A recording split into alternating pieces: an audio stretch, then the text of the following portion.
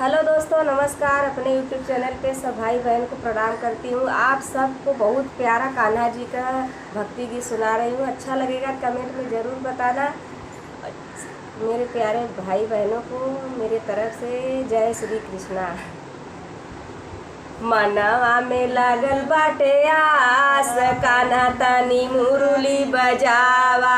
मनवा में लागल बाटे प्यार, कान्हा तनी मुरली बजावा।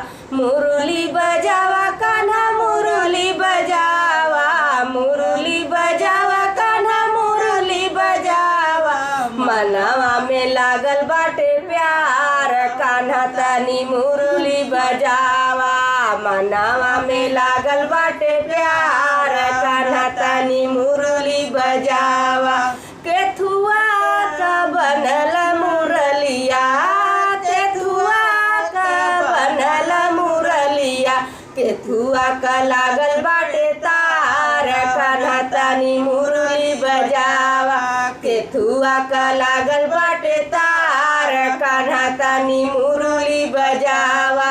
मनवा में लागल बाटे प्यार, कान्हा तनी मुरली बजावा। मनवा में लागल बाटे प्यार, कान्हा तनी मुरली बजावा।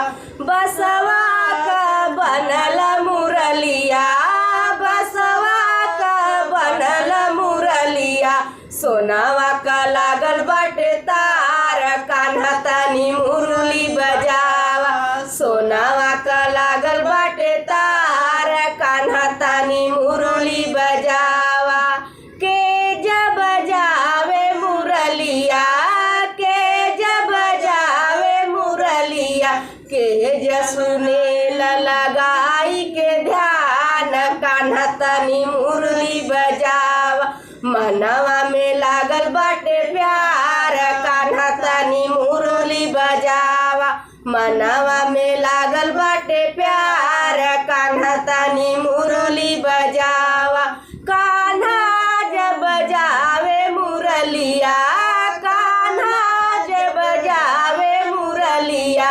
राधा लगाई सुननी ध्यान, कान्हा तनी मुरली बजावा।